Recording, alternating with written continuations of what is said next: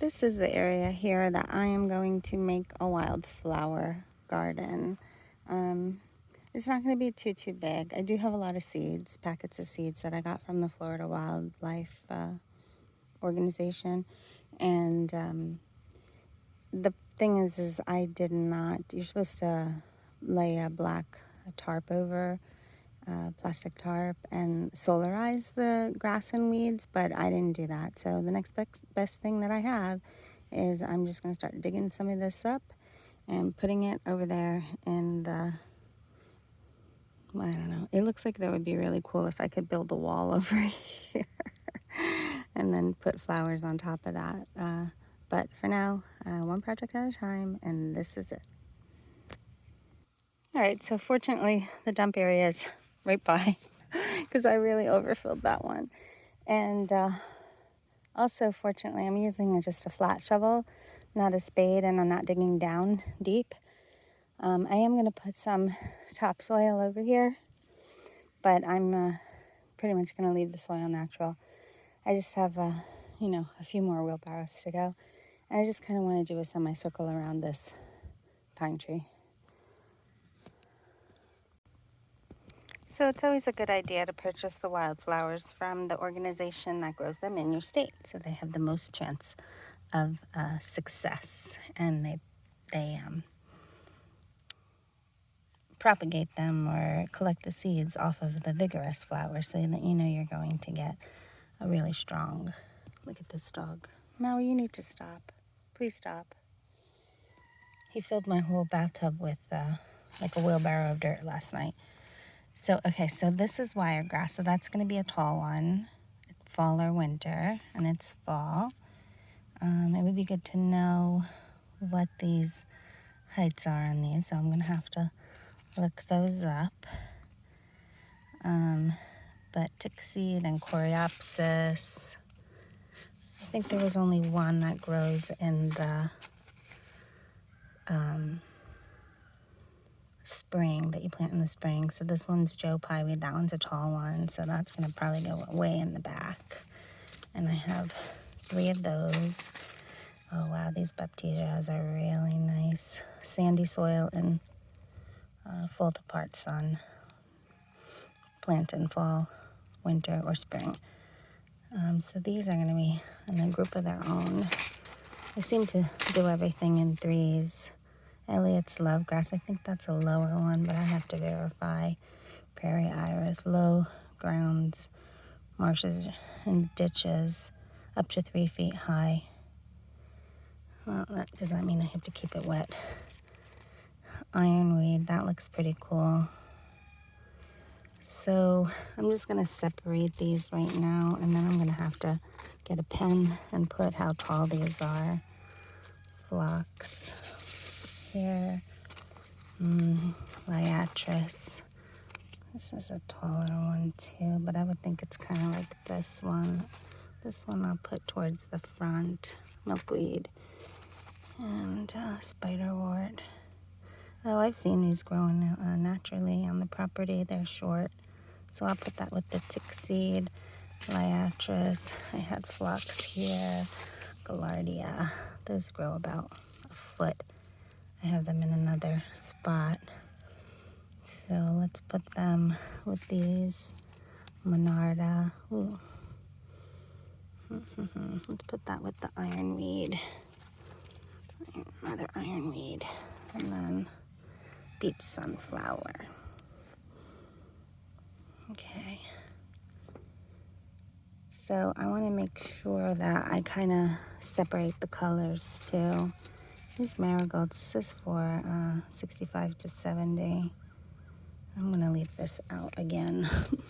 All right, and then, so I think this Joe Pyeweed's going to be the one closest to the back.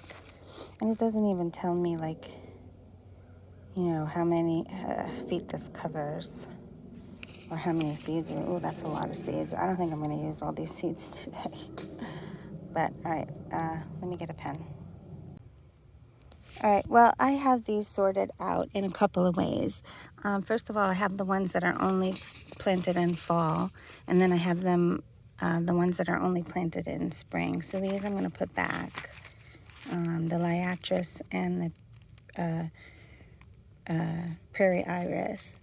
But if I have 3 packs, or in this case 3 packs of something, and it grows in fall, winter, or spring, then I'm going to take one of them and put them in the spring. And then this is fall and winter, so I have to plant them. And I could plant one this week and then one like in a month. And that's, doesn't say. So fall or winter, coreopsis. So I think I'm going to start making a winter pile here. If I have more than one, this is just ironweed, fall or winter, I'm going to put, more than 1 or 2.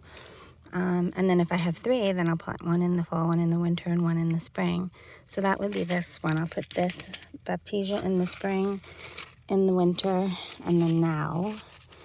And then this, I only have 1, so it's fall and winter. The spiderwort is fall, so I have to plant that now. And this is wiregrass. I only have 1 of those. And the tick seed, I can't believe I only have 1 tick seed. That doesn't make any sense to me. Fall to winter, and then all these have to go in the fall. This has to go in the fall, fall or winter, but I only have 1. So that makes it easy. These I'm going to put away. Fall and winter. Oh, I have another winter pile. So now these are 4 to 6. So the ones that are the biggest, I saw a bigger one. I thought it was going to have to be this giant. These 2 are going to go in the back. And then the Joe Pye weed there. And this is only 3 feet. So I have a bunch of 3 feet here, don't I? Yes. No. This is a 3 foot. This is a 3 foot. The coreopsis is 2 feet. The milkweed is 2 feet. All these are 2 feet. The tuxedo is 2 feet, and the blanket flower and the beach sunflower are shorter, and then the phlox is going to have to go on the outer circle. So that's how it's sorted out. Let me take these out of the wheelbarrow. I need a bigger boat. I'm going to need to dig some more. I've already got a pine cone trying to seed itself over there. Yeah. I still have more to go, and I think I'm just going to do what I can manage today, and then I can come back tomorrow and widen and expand this if I needed to. Wow, 4 or 5 wheelbarrows, and somehow it doesn't really look like I did all that much. I feel like I just have this teeny little section to go, and then I'll start putting the topsoil on. I know it says, did I say this already, that you need to plant it in sandy soil, and it will be. But I'm just going to dust a little bit of the black on it so that if somebody's mowing the lawn, they'll know, don't come over here. I will actually also top it with some pine needles. Of course, this side here is an ant pile, and they started crawling up my legs and even got into my hands and bit me. So I'm going to have to resolve that matter. I hate fire ants. All right, well, I'm running out of battery, number 1. Number 2, I've got ants all up my boots and up my legs, so I'm going to go take care of that. And then when I come back, I will dust this with dark topsoil and plant the seeds.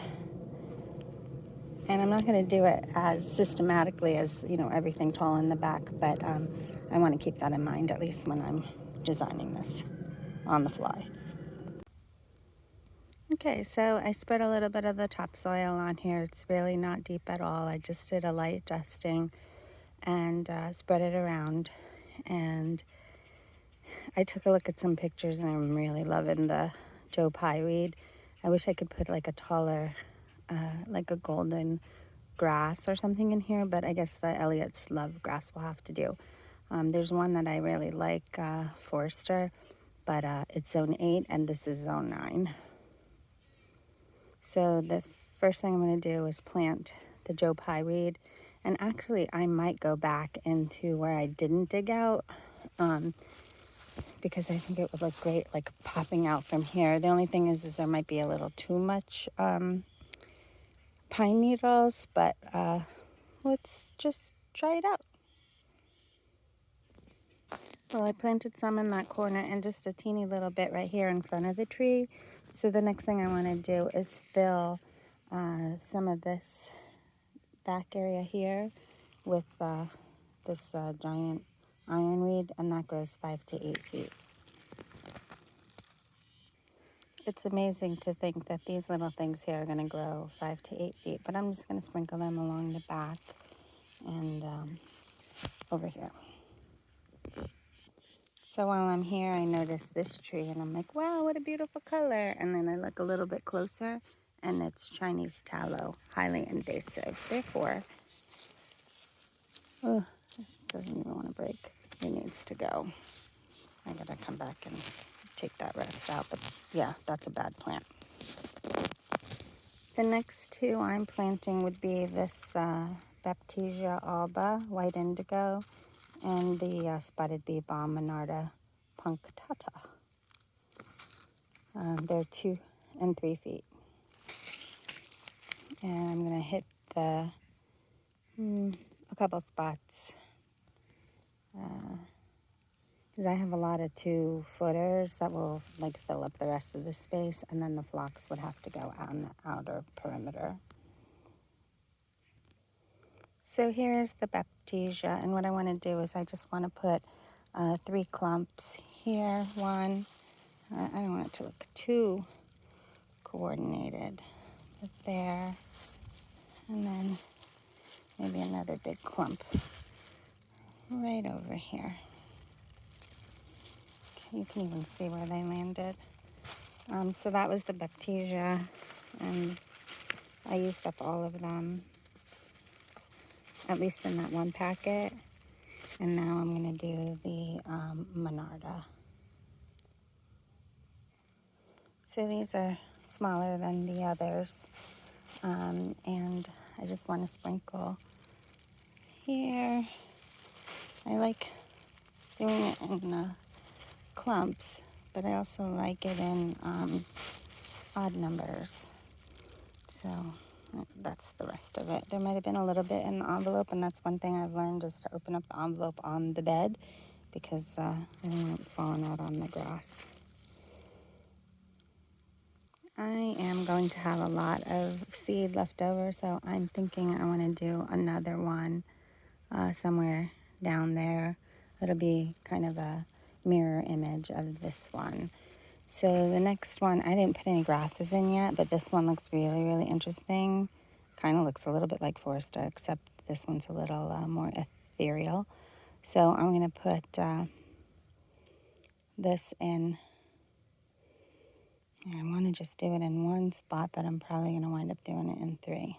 I do have the Elliott's love grass too, so I don't want to overdo it. Oops, was I even in the camera? Here you go. It actually does look like grass seed. I'll just sprinkle some here.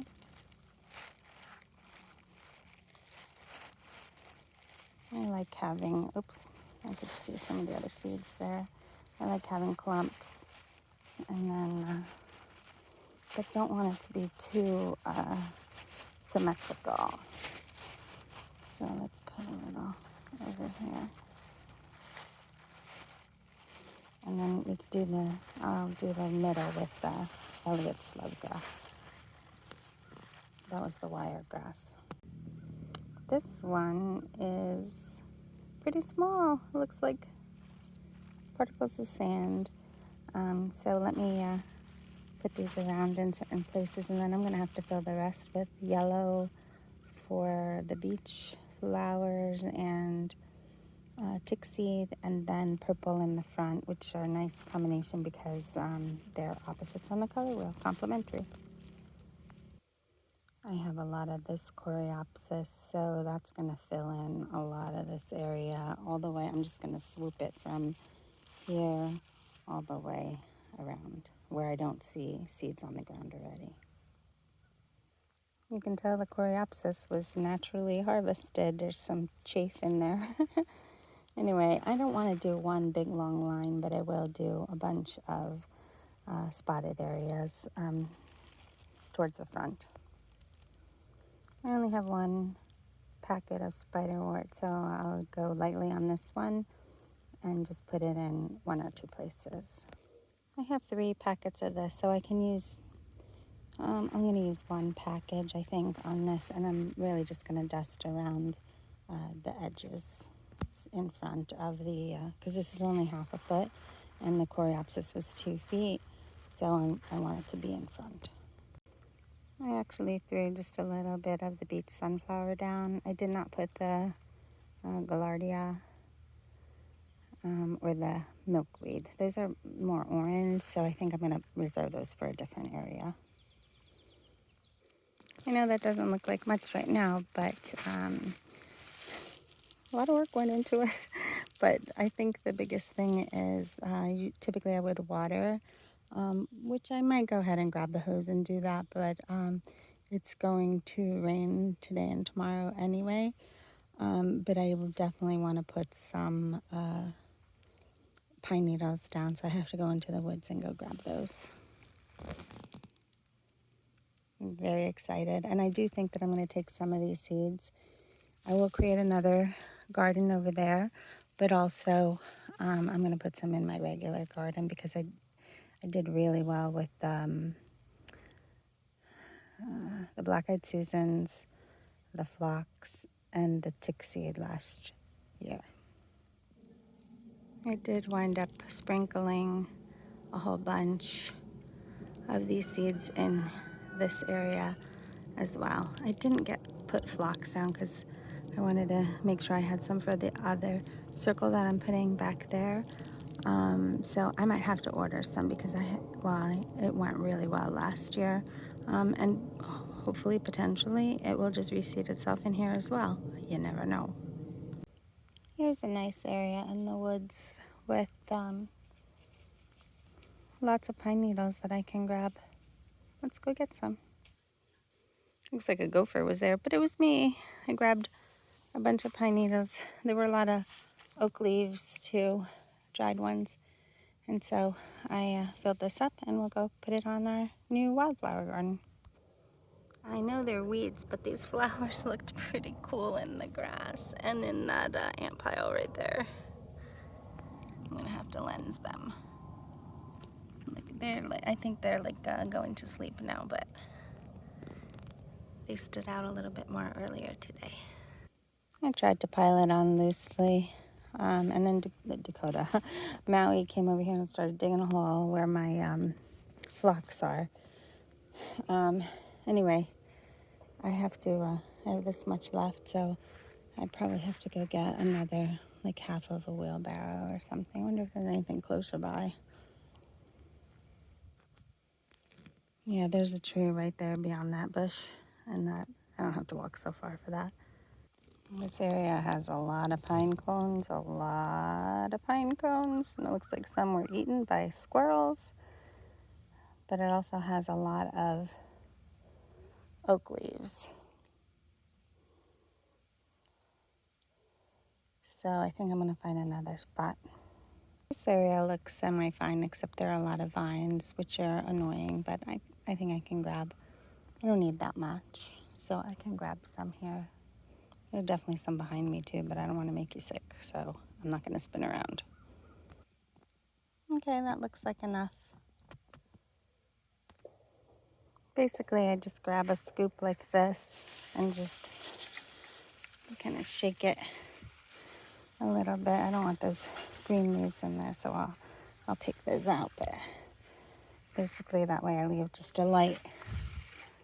Oh, those are smilax, and those are edible when they're young, but they are a nuisance vine to me.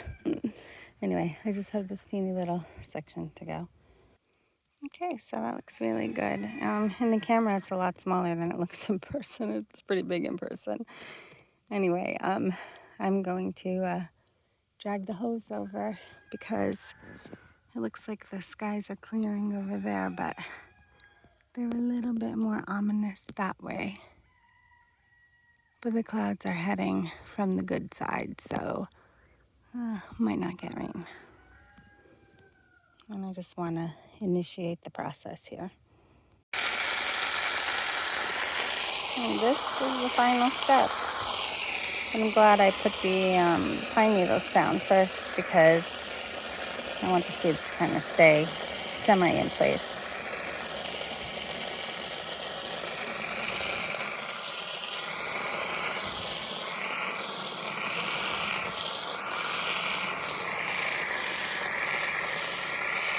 So I'm looking forward to having some beautiful wildflowers. And then I have decided that I'm going to plant another one right underneath that tree. So it's a little bit of organized wilderness wildflowers.